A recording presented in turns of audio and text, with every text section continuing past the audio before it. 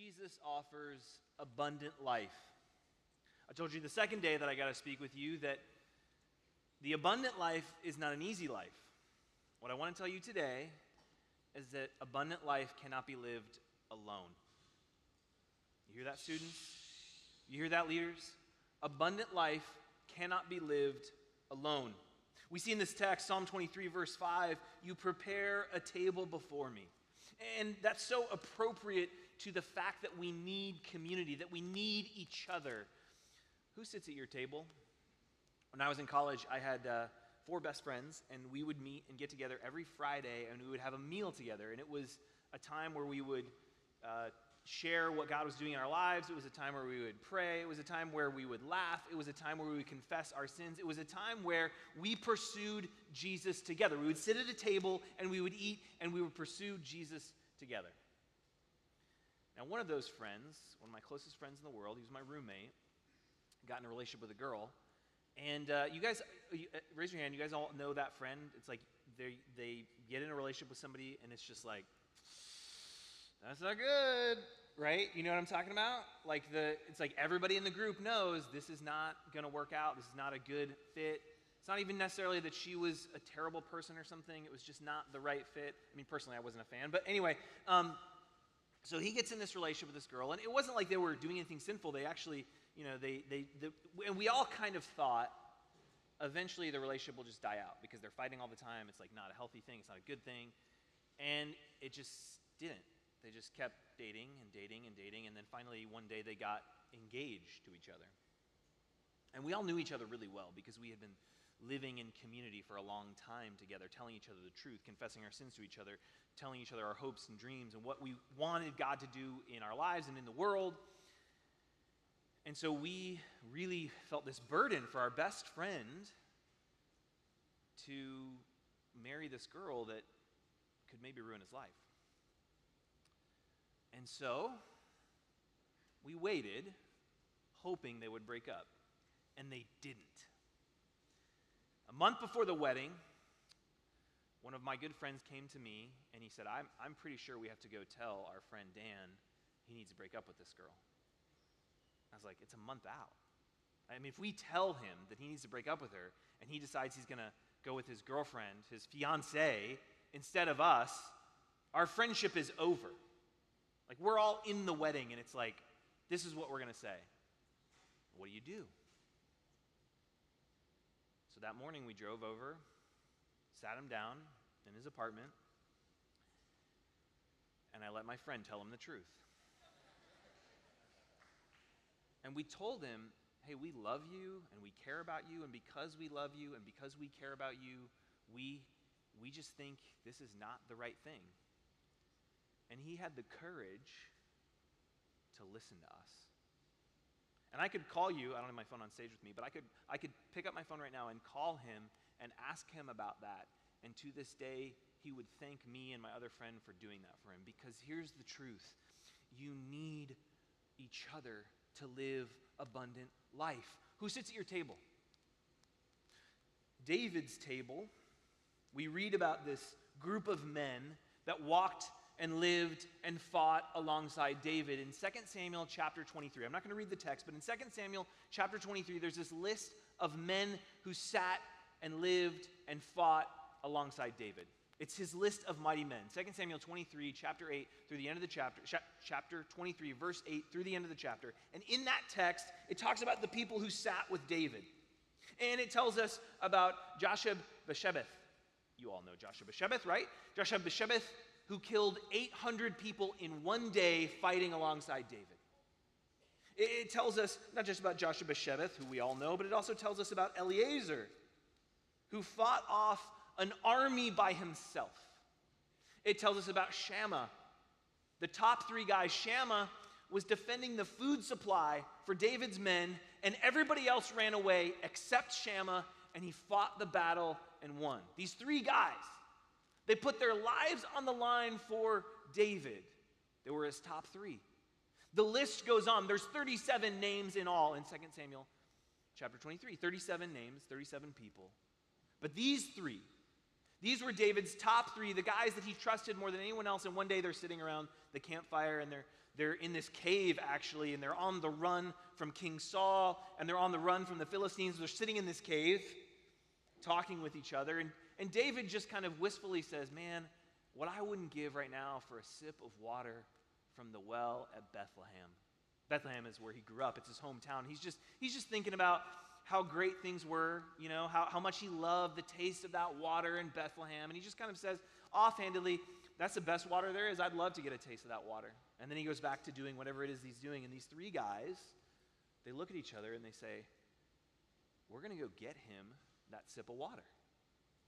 And the thing about Bethlehem at this moment in time is it's occupied by the Philistines. And so what do? They fight through an army to get their friend a drink of water. That's abundant life. Who are the people in your life who will fight an army for you to bring you the life that you need? Who are those people? Because when you start following Jesus, he brings people in your life who you can love appropriately because you love Jesus. You see Jesus in them, and so your love for them and your love for each other isn't just about some shared interest. It isn't just about the fact that you're from the same hometown or that you like the same sports. It's about the fact that together you're going in the same direction. You have the same, purpose. And so David has these men. The thing about this list is it goes on 37 names, and this list of amazing things that they do. You know what the last name on the list is? All 37 names, and the very last one, the 37th man, Uriah the Hittite. You know, the guy that David got killed so he could steal his wife? The guy that devoted his life to serving David, and then David betrayed him? You see, we're all heroes of our own stories. We're all the victims. But we forget that we're also perpetrators. We forget that the hurt that we have is other people hurting us, but then we take that hurt and we put it on other people, don't we? That's what David did. It's not what Jesus did. In John chapter 13, we hear about Jesus' table. John chapter 13, starting in verse 1, before the feast of Passover, when Jesus knew that his hour had come to depart out of this world to the Father, having loved his own who were in the world, he loved them to the end. So who's at this table? During the supper, when the devil had already put it into the heart of Judas Iscariot, Simon's son, to betray him, Jesus, knowing that the Father had given all things into his hands, and that he had come from God and was going back to God, rose from the supper. He prepares a table for us in the presence of our enemies. Judas, the guy who spent 3 years traveling with Jesus, living with Jesus, a disciple of Jesus, trusted and loved by Jesus. And he's going to betray him, and Jesus knows it. And even though he knows Judas is going to betray him, what does he do? He rose from the supper. He laid aside his outer garments, and taking a towel, tied it around his waist, and then he began to pour water in a basin and wash the disciples' feet and wipe them with the towel that was wrapped around him. Jesus loves the people who betray him. He welcomes people to sit at his table who he knows will be unfaithful to him. And if you sit at Jesus' table, you got to welcome those people too. It reminds me of my friend Richie. He started coming to church. He's an alcoholic. We met him through a variety of some meals. We met him through some meals. And he got invited to Jesus' table, and so we got to sit with him, and there were people in our church who loved Richie and poured into him and helped Richie get out of some of the trouble that he was in and get clean and get an apartment and get a job, and he was sober. And then one day, Richie woke up and decided, no, I'd rather be an alcoholic. I'd rather live on the streets. I'd rather have that. And he walked away. But guess what? Jesus tells us that if you're going to sit at his table, you better invite Richie. You better invite Judas. You better invite them, because it's not your table, it's Jesus' table. And then it's not just Judas who's at the table. There's one other guy here at the table, one other name. Well, there's not one other, there's 11 others. He comes to Simon Peter, And, Peter is like, Jesus, if you're going to, you should not wash my feet. I'm unworthy. And Jesus says, listen, Peter, I need to wash your feet.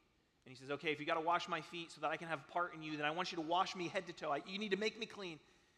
And Jesus is like, Peter, just shut up, sit down. I'm going to wash your feet, okay? Just get with the program.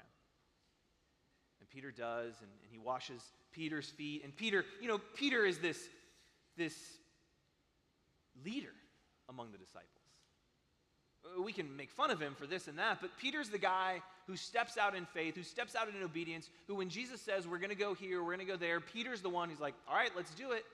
The wind and the waves are rushing around like we talked about in Mark chapter 4. The story in Matthew talks about how Peter actually steps out onto the water and walks toward Jesus. Peter, who had led, sitting at Jesus' table. And Jesus actually says something at this last meal about how he's going to be betrayed. And when he says this thing about how he's going to be betrayed, Peter speaks up and says, who's going to betray you? I would never betray you, Lord. I would never, ever betray you. In fact, he says, Jesus, I would die for you. Even if everybody else gives up on you, Jesus, not me. I'm Peter. I'm going to be there. I will lay down my life. And he tries to. In John chapter 18, when Jesus gets arrested, the story goes, they're sitting in the garden, they're praying. Peter can't stay awake to pray. But when the soldiers show up to arrest Jesus, Peter pulls out a sword, and he's trying to chop this guy's head off because, he's a fisherman. He's not very good at it. And so instead of chopping his head off, he cuts off his ear. And then he realizes, uh-oh, I'm in this fight that I can't win. Chops the guy's ears off. Well, just one. And then he flees. But he doesn't just run away. He's still there. He still thinks he can fight for Jesus. He still thinks he can make Jesus' table the most important table in the world. He still thinks he can elevate him, and then he can fight the enemies. And so he follows Jesus, and he goes to this courtyard where Jesus is on trial before the high priest. And he's in this courtyard, and this girl lets him in the front gate because this other disciple allows him to come in. And so he goes in to the courtyard, and he's in the courtyard, and he's sitting around this charcoal fire. And as he's sitting there around this charcoal fire, this girl comes up to him, and she says, hey, aren't you also one of his disciples? No, that's not me. He moves a little further away. Somebody else says, Jesus, you're one of Jesus' disciples. I can tell from your accent, you're from up north where Jesus is from. No, I don't know this guy. And then, the third time, he's sitting there by the fire, and this person comes up to him and says, Malchus, the guy whose ear got cut off, that's my cousin, and I was in the garden. I'm pretty sure you're the guy who chopped his ear off. And Peter's like, I don't know what you're talking about, and the rooster crows. You see, right now, in this conference room, you are ready to go die for Jesus, aren't you? I mean, you love him, you're in, yeah, Lord, you're everything, you're all I want. And then next week, your life's going to go back to normal. And it's going to be a lot easier to deny that you even know him.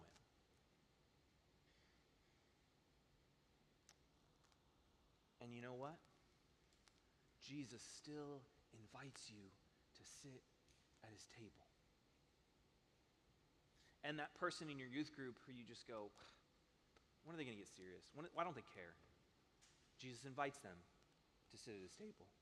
And that weird kid in your class that no one wants to talk to, Jesus invites her to sit at your table. And so if you want to sit at Jesus' table, just like you got invited, you've got to be the kind of person who invites others to sit at the table with Jesus. That reminds me of my friend Joel. He was a student, and I got to work with him, and he was this incredibly gifted, talented kid. I mean, he was good at sports, and he was a leader in his school, and he had a bunch of friends that followed him around, and they would do whatever he wanted to do, and he was influential. He had God-given gifts and abilities to influence other people. And he came to me, and it was at an event like this, and he said, Tyler, I want to do the things that this speaker is talking about. I want to do these incredible acts of faithfulness. I want to see God move in my school and in my life and in my home and in my family. I want to see all that happen. How do I do it? I said, man, Joel, that is awesome. It starts with these small steps of faithfulness. It starts with just loving the people that God has placed around you. It starts with leading them in a life of holiness and beauty and truth and all of the things that Jesus calls us to be in prayer and fasting, being the kind of people who look like Jesus. That's where it starts, in these small things. And he's like, yeah, but I want to see this incredible big thing. Like, I want to see God, do this miracle in my life. And I said, that's incredible. He can do that. But you got to start with these small acts of faithfulness. And it was easier to say, no, I'm going to go sit at another table. And he still hung around, and he would still come to church, and he would still sometimes sit at the table, but he never really invited Jesus' people to sit at his table. He never really made his table Jesus' table. Reminds me of my friend Robbie. He's this guy who Jesus changed his life, and because Jesus changed his life, he will talk to literally every person he knows about Jesus in the way that it's kind of like, dude, Robbie, you gotta chill, bro. Like, he's checking out at Starbucks, and he's talking to the barista, and he's like, so do you know about, like, what do you know about Jesus? Like, let's talk about Jesus. And she's just like, I gotta get the next coffee, So it's just like, that's Robbie. He loves Jesus. And Robbie, one time, he was working with this organization that connected him with this guy who had these Nazi tattoos. Now, let me tell you a little bit about this situation. This guy with these Nazi tattoos had been in the Aryan Brotherhood, and he was in a supermax prison. Now, I don't know a lot about the Aryan Brotherhood. I don't know a lot about prison. But I do know that according to Robbie and according to this guy, in order to be in the Aryan Brotherhood, you have to have killed at least 2 people. And this guy was homeless, and he needed help. And Robbie volunteered at this organization to help these people and to mentor them. And so he would go meet with this guy with these swastika tattoos every week for an hour to talk about Jesus. If you sit at Jesus' table, he's going to bring you people you never thought you'd talk to. And so Robbie's sitting across from this guy, and they're talking about Jesus, and Robbie's telling him about Jesus, and the guy looks Robbie in the eye after he's talking about Jesus, and you know what he said? Are you effing serious?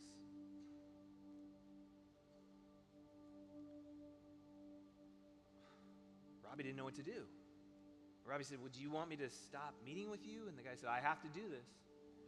And so every day for a year, Robbie would go meet with this guy who he's pretty sure wanted to kill him for an hour. Every single day, he told him about Jesus. Here's the thing, students, leaders, you have no idea what's going on in the lives of the people that Jesus brings to his table. It's not up to you to decide who gets invited to Jesus' table. It's up to you to love the people that he brings to sit there, just like Jesus did. So the question that you got to ask yourself, if this abundant life is a life that we can only live together, who will you invite to sit at your table? Father, I pray for these students, these leaders, these churches, these groups.